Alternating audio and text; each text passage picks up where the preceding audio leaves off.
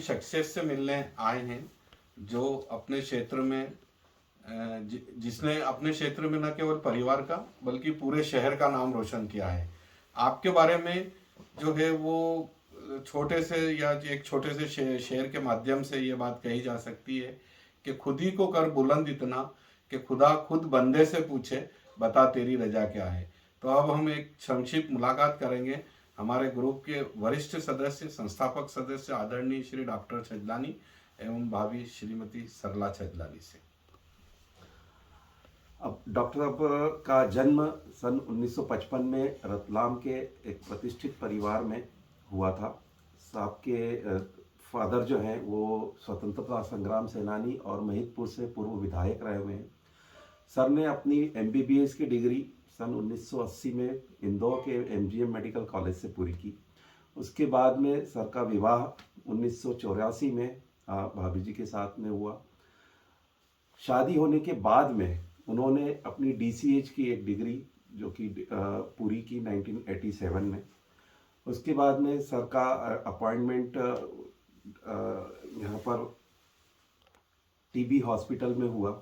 आप विभिन्न संस्थाओं से जुड़े हुए हैं और उनके अंदर पदासीन हैं। काफ़ी संस्थाओं के अंदर आप संरक्षक भी रहे हुए हैं और अभी प्रेजेंट में भी काफ़ी संस्थाओं में आप संरक्षक भी हैं। आपकी 2 बेटियां हैं, दोनों ही इंजीनियर हैं और वेल सेटल्ड हैं।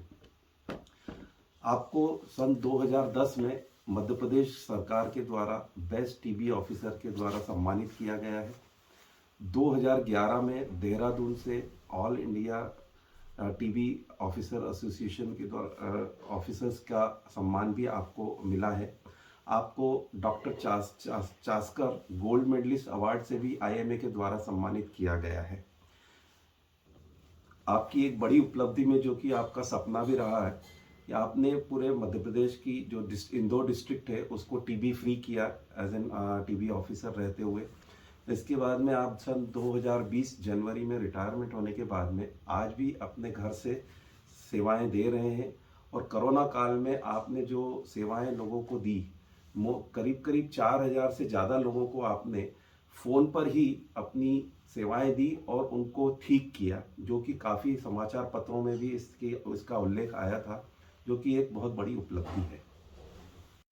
अब हम कुछ अनकही कुछ अनसुनी बातें हमारे सदस्य डॉक्टर आदरणीय छजलानी साहब एवं भाभी जी से करेंगे।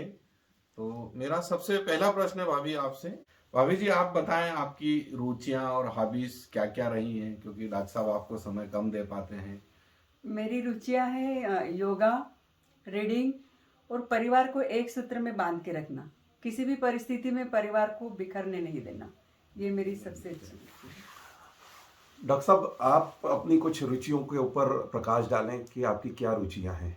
मेरी हॉबी है to make friends and maintain friendship, नए नए मित्र बनाना, मित्रता निभाना। भाभी जी आपके जीवन की ऐसी कोई सुखद घटना जो अभी आपके जहन में आज भी है और आप उसे हमेशा याद रखना चाहेंगे।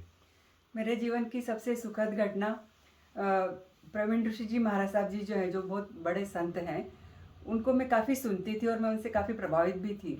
और मुझे हमेशा लगता था कि कभी ऐसा हो कि ये मुझे पर्सनली जाने, और ऐसा क्षण आया कि वो खुद होकर मेरे यहाँ आए और मेरे लिए वो क्षण ऐसा था जैसे शबरी के यहाँ राम पधारे हैं। सर आपके जीवन की कोई ऐसी सुखद घटना जिसे आप हमेशा याद रखना चाहें और उसको आप हमेशा जीवंत रखना चाहें, जीवंत। मेरा मेडिकल का एडमिशन एक सुखद क्षण था। मैंने 71 में हायर सेकेंडरी किया, उसके बाद 74 में BSc कर लिया मैंने। प्रथम द्वितीय प्रयास में मेडिकल में सिलेक्शन नहीं हुआ। 3rd ईयर में जब मैं फाइनल में था तब मेरा मेडिकल में सिलेक्शन हो गया PMT द्वारा। वो क्षण ऐसा है, उसकी खुशी मुझे आज भी याद आती है। आप कौन से कॉलेज में सर एडमिशन लेना चाहते थे, वो इच्छा भी आपकी पूरी हुई? MGM मेडिकल कॉलेज में ही लेना चाहता, वही मेरा एडमिशन हुआ। सर अगला मेरा प्रश्न आपसे ये है कि आप ऐसी कोई शख्सियत का नाम आप बताएं जिससे आप प्रभावित रहे हैं और अभी भी आप उनसे प्रभावित हैं। हाँ, डॉक्टर अशोक वाजपेयी जो मेडिकल कॉलेज इंदौर के डीन रह चुके हैं, विभाग अध्यक्ष मेडिसिन विभाग के हैं, राष्ट्रीय अपोलो के मालिक हैं, उनसे जीवन में काफ़ी प्रभावित हूँ। लगभग मेरी और उनकी जॉब में ज्वाइनिंग साथ साथ की थी। मैंने मार्च 81 में ज्वाइन किया और 1 मई 81 को उनने एज ए लेक्चरर ज्वाइन किया। सप्ताह में 2 बार हमारी मुलाकात हुआ करती थी, 2 बार मुलाकात आया करते थे। तो मैंने उनसे काफ़ी मेडिसिन सीखी, उनके कार्य करने की प्रणाली, उनका सहजपन, सीधापन, सबसे आराम से बात करना, मरीजों को ढंग से समझाना, अच्छे से देखना और सहज भाव में रहना। इतने बड़े चिकित्सक होने के बाद भी आज भी सामान्य व्यक्ति की तरह मिलते हैं जुलते हैं, सबसे बात करते हैं। तो मुझे उनका सीधापन बहुत अच्छा लगता है। अभी भी मैं उनके निरंतर संपर्क में, एक भी दिन ऐसा नहीं जाता कि मेरी उनसे 15 मिनट चर्चा ना हो। सर और डॉक्टर साहब ऐसा लगता है कि शायद उन्हीं के से प्रभावित होकर आप भी इतने सरल हैं आज। अब मैं कैसा हूँ ये तो मैं नहीं व्यक्त कर सकता, तो जनता ज़्यादा अच्छी तरह बता पाएगी। भाभी जी, आप बताएं कि आप किस शख्सियत से प्रभावित हैं जिसने आपके जीवन में कोई छाप छोड़ी हो। मैं आचार्य रजनीश और सिस्टर शिवानी से बहुत ज़्यादा प्रभावित हूँ।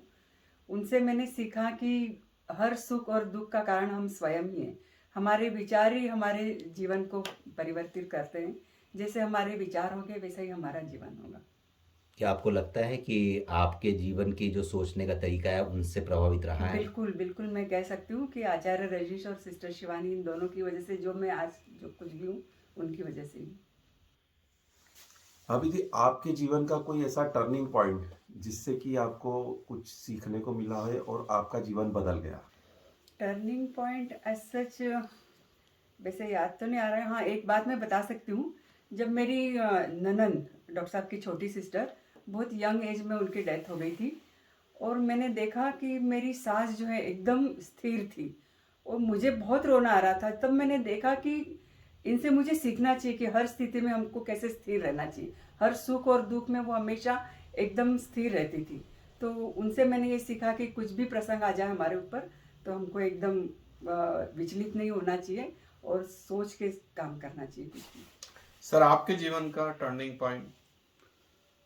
मेरा जॉब चूँकि टीबी क्लिनिक में था, टीबी प्रोग्राम, इंदौर शहर की टीबी की स्थिति से मैं रोज़ निकटता से देखता रहता था। तो मन में इच्छा थी कभी मुझे अवसर मिले तो मैं उन सब सारी कमियों को दूर कर सकूं और इंदौर को टीबी मुक्त कर सकूं। जैसे ही मुझे 2007 में जिला शहरी का प्रभाव मिला, वो मेरे जीवन का टर्निंग पॉइंट था। अब मुझे लगा कि यस, मुझे ईश्वर ने चांस दिया है कि मैं अपने अधूरे सपनों को पूरा कर सकूं और मैं काफ़ी हद तक उनको पूरा करने का प्रयास किया। भाभी जी, आप ऐसी कोई बात बताएं जिसका आपको आपके जीवन में अफसोस रहा हो कि आप ये कार्य नहीं कर पाए या ये कार्य आप करना चाहते थे? हाँ, मुझे जीवन में एक अफसोस है कि मैं टीचर बनना चाहती थी क्योंकि मुझे पढ़ाने का बहुत शौक है। अभी भी मैं आसपास के बच्चों को घर पे लाके और उनको पढ़ाती रहती हूँ। तो मुझे डॉक्टर की बजाय मुझे टीचर बनना था, वो मैं नहीं बन पाई। डॉक्टर साहब, आपका कोई ऐसा जो चीज़ आप चाहते थे नहीं कर पाए, जिस चीज़ का आपको खेद हो? बिल्कुल, मेरी सिस्टर की डिलीवरी हुई। डिलीवरी के बाद अचानक ब्लीडिंग होने लगी और हमारे आंखों के सामने देखते देखते कुछ मिनटों में ही वो समाप्त हो गई। हम कुछ नहीं कर पाए। वो क्षण का मुझे जीवन भर मलाल रहेगा, दुख रहेगा कि मैं डॉक्टर होती है भी कुछ मदद नहीं कर पाया। सर, आप अपने जीवन के आप ऐसे नियम बताएं जिसका आप आज तक पालन करते रहे हो या पालन करते आ रहे हो। प्रतिदिन घूमना 30-40 मिनट की वॉक में नियम से करता हूँ। बरसात, ठंड, कुछ भी, अभी भी इतनी ठंड में मैं घूमने जा रहा हूँ। दूसरा, अनुशासन का पालन करना और समय का पाबंद होना। मैं प्रयास करता हूँ हर जगह समय पर, निश्चित समय पर पहुँचूँ और सब चीज़ सुव्यवस्थित चले। और मैं लोगों से भी अपेक्षा करता हूँ वो भी इन नियमों का पालन करें। हाँ, इनके समय के पाबंद तो ऐसे तो कई बार हम बिफोर टाइम पहुँच जाते हैं कई जगह हम लोग। भाभी जी, आप बताएं, आपके जो नियम आप पालन करते हैं, अनुपालन करते हैं, उसका आपके जीवन में क्या महत्व है? मैं विशेष करके योगा करीब करीब रोज ही करती हूँ और वॉक भी करती हूँ और मैं लोगों से भी अपेक्षा करती हूँ कि वो थोड़ा बहुत एक्सरसाइज करें और थोड़ा खाने पीने का ध्यान रखें। तो योगा आप खुद ही करती हैं कि कहीं जाती हैं करने के लिए? हाँ, कभी ऐसा हुआ जैसे मलारगंज में हम रहते थे तब मैं सिखाने जाती थी, पर यहाँ पे और भी एक्सपर्ट्स हैं, मेरे से ज़्यादा एक्सपर्ट्स हैं, तो उनसे मैं सीखती हूँ। भाभी जी, आप बताएं, आपकी ऐसी कोई इच्छा या कार्य जो आप करना चाहते हैं लेकिन वो अभी तक अधूरा है? वैसे तो मैं वर्ल्ड टूर करना चाहती थी, पर अब इस एज में आके ऐसा लग रहा है कि वर्ल्ड टूर नहीं तो कम से कम इंडिया टूर तो हो जाए नहीं बट अभी एज कोई ज़्यादा थोड़ी हुई है आपकी, अभी तो दिल से अभी भी एज जवान अभी नहीं है। है। सर आपकी कोई इच्छा जो आप पूरी करना चाहते हो? मेरी तो एक ही इच्छा है कि श्रीमती की सारी इच्छाएं पूरी हो जाए। और मैं सलाह करूं कि इनकी सारी इच्छाएं पूरी करा चल ये सकें। इस बहाने आज ये कमिटमेंट हो गया आपका कि आप है ना वर्ल्ड टूर जल्दी प्लान कर रहे हो आप, है ना। अच्छा, आप बताएं कोई नई पीढ़ी को कोई संदेश जो आप देना चाहते हो। नई पीढ़ी के लिए एक ही बात कहना चाहूँगा, जो भी बच्चे प्रोफेशनल एजुकेशन ले रहे हैं वो अपने पढ़ाई में पूरी गंभीरता रखें, अधिक से अधिक अध्ययन करें, अधिक से ज्ञान प्राप्त करें और अपडेट होते रहें तो बेहतर रहेगा। भाभी जी, आप नई पीढ़ी को कोई संदेश देना चाहती हूँ? मैं नई पीढ़ी को, स्पेशली लड़कियों को संदेश देना चाहूँगी कि वो धैर्य से काम ले, समझदारी से काम ले, पॉजिटिव थिंकिंग रखें और अपने ईगो को इतना ज़्यादा इम्पोर्टेंस नहीं दे या ईगो को थोड़ा सा कम करके रखें। ऐसा नहीं हो कि ईगो के कारण उनकी ज़िंदगी बर्बाद हो जाए। निश्चित रूप से आपका ये संदेश बहुत महत्वपूर्ण इसलिए है कि आपकी दोनों बेटियां हैं, उसके बावजूद आप बेटियों के लिए और लड़कियों के लिए ऐसा संदेश दे रहे हैं, ये निश्चित रूप से बहुत महत्वपूर्ण और अच्छा संदेश। अभी आपकी पसंद का कोई गाना जो आपको बहुत पसंद हो। वैसे गाने सुनने का मुझे शौक है, गुनगुनाना तो नहीं आता है, पर आज आप पूछ रहे हो तो मैं बता देती ये हूँ। भी एक गाना जो आपको बहुत करीब हो। हाँ जी। तू जहाँ जहाँ चलेगा मेरा साया साथ होगा, मेरा साया मेरा साया शानदार, मेरा शानदार। साया। बहुत बढ़िया, बहुत अच्छी। सर आपने जीवन में इतनी ऊंचाइयों को छुआ, एक चिकित्सक के रूप में आपने कई सफलताएं अर्जित करी, पूरे शहर में परिवार का आपने नाम रोशन किया और आपको इस पथ पर हमेशा भाभी जी का साथ मिला, सुख में दुख में।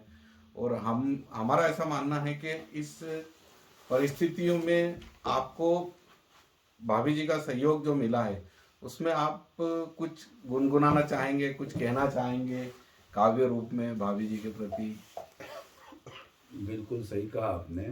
महिदपुर से एक छोटे शहर से निकलकर इंदौर में आना, यहाँ जब पढ़ने आया था लगता था बड़े बड़े महल, बहुत बड़े अट्टालिकाएँ, इतना बड़ा शहर।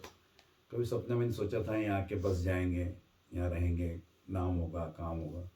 पर आज जहाँ तक मैं समझ पाया, इंदौर में अच्छी तरह रह गया, बस गया और चिकित्सा क्षेत्र में भी मैंने काफ़ी उपलब्धियाँ हासिल की। ये जो कुछ भी मैंने प्राप्त किया इसका संपूर्ण श्रेय मेरे अर्धांगिनी सरला को जाता है, क्योंकि मैं एकेडमिक काम करता रहा, बाहर के सब काम करता रहा, घर परिवार की समस्त जवाबदारी, बच्चों को एजुकेशन लेके पढ़ाना लिखाना, संस्कार, घुमाना फिराना, ट्रेनिंग, एक्स्ट्रा को संपूर्ण जवाबदारी सरना ने अच्छी तरह से संपन्न की। उसी कारण मैं अपना ध्यान पूरा चिकित्सा में लगा पाया। तो मैं आज जो कुछ भी हूँ, जो जहाँ भी हूँ, उसका संपूर्ण श्रेय मेरी धर्मपत्नी सरला को जाता है। सर थोड़ा दो लाइन आप बोल दीजिए ना। नहीं, गाना तो मैं सर गाना नहीं, आप गाने को ऐसे काव्य रूप में ही बोल दीजिए, किसी रूप में भी बोल दीजिए। मुश्किल होगा गाना। तो आज हमने हमारे आदरणीय डॉक्टर विजय शेखजानी साहब और सरला भाभी जी से जो मुलाकात करी, उसमें हमें कई ऐसी बातों का मालूम पड़ा है जो इतने संबंधित होने के बाद में या उनसे इतना परिचय होने के बाद में भी हमें ज्ञात नहीं थी कि डॉक्टर साहब का उद्देश्य क्या रहा या डॉक्टर साहब के जीवन में कौन सी सुखद दुखद घटना रही और भाभी जी ने किस तरह से जो है वो डॉक्टर साहब का साथ दिया। हम डॉक्टर साहब और भाभी जी का धन्यवाद देते हैं और ख़ास तौर से डॉक्टर साहब का कि इन्होंने हम अपना जो है समय निकाल के हमको दिया। आपको सादर जय जिनेन्द्र। जय सादर जय जिनेन्द्र।